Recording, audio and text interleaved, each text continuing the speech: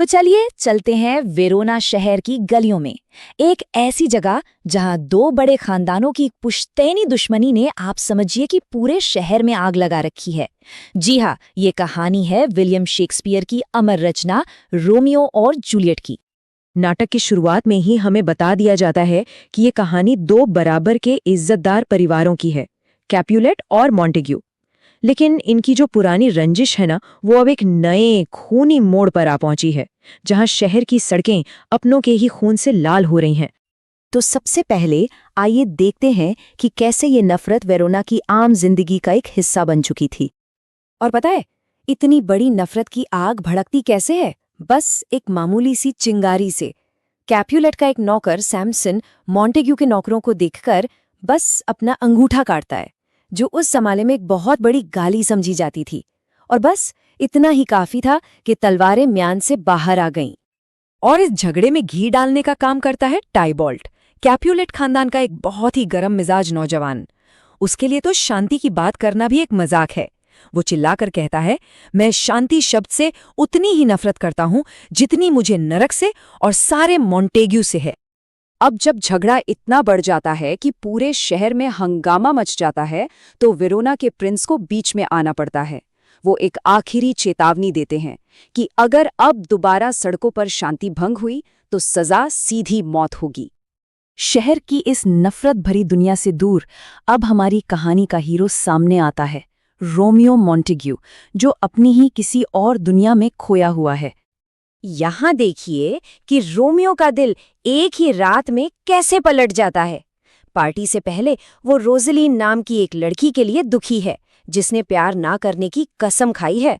लेकिन जैसे ही दुश्मनों की पार्टी में उसकी नज़र जूलियट पर पड़ती है, रोज़लीन को जैसे एक भूला हुआ सपना बन जाती है। रोमियो को लगता है कि असली खूबसूरती तो उसने आज रात पहली बार देखी है। और फिर आता है कहानी का वो मोड़ जो दिल तोड़ देता है, जब दोनों को एक दूसरे की असलियत पता चलती है। जूलियट के मुंह से जो निकलता है ना, मेरा इकलौता प्यार मेरी इकलौती नफरत से ही जन्मा है, ये लाइनें बस समझ लीजिए कि आने वाली तबाही की पहली घंटी है। प्यार में पागल रोमियो अपनी जान की परवाह किए बिना कैपुलेट के बाग में कूद जाता है। वो जूलियट को एक बार और देखे बिना वहां से जा ही नहीं सकता था। और यही हमें देखने को मिलता है वो मशहूर बालकनी सीन। जूलियट ये सोचकर कि वो अकेली है, अपने आप से पूछती है, ओ रोमियो, तुम रोमियो क्यों हो? वो चाहती है कि रोमियो अपना नाम और अपना परिवार छोड़ दे, क्योंकि उनके प्यार के बीच में वो खुद नहीं बल्कि उनके नाम खड़े हैं। पर अंधेरे में छिपा रोमियो ये सब सुन रहा होता है। वो सामने आकर जवाब देता है, तुम मुझे बस अपना प्यार कहो और मैं अपना नाम हमेशा के लिए भूल जाऊंगा। उसका ये जवाब बताता है कि वो इस रिश्ते के लिए कुछ भी करने को तैयार है। और उसी रात वो दोनों एक बहुत बड़ा और बहुत जल्दबाजी में फैसला लेते हैं, अगले ही दिन छिपकर शादी करने का।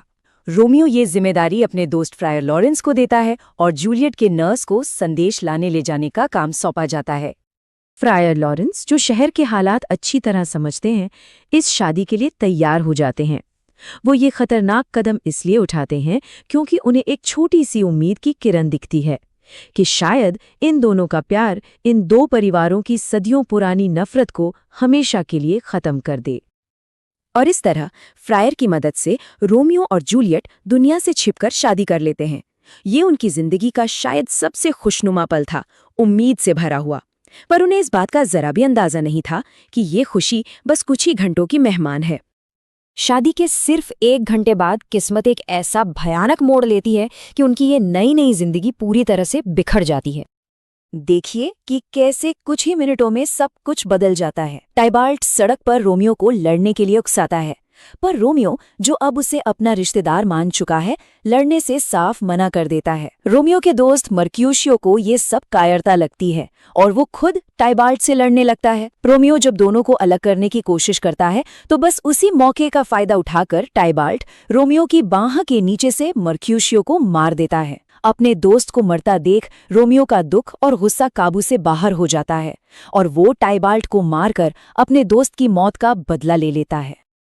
मरते मरते मर्क्यूशियो दोनों परिवारों को बद्दुआ देता है, तुम्हारे दोनों खानदानों का सत्यानाश हो।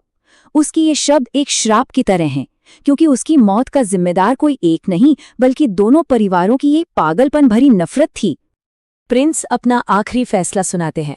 क्योंकि टाइबॉल्ट ने मर्क्यूशियो को पहले मारा था, इसलिए रोमियो की जान तो बख्श दी जाती है, लेकिन सजा के तौर पर उसे हमेशा के लिए वेरोना से निकाल दिया जाता है।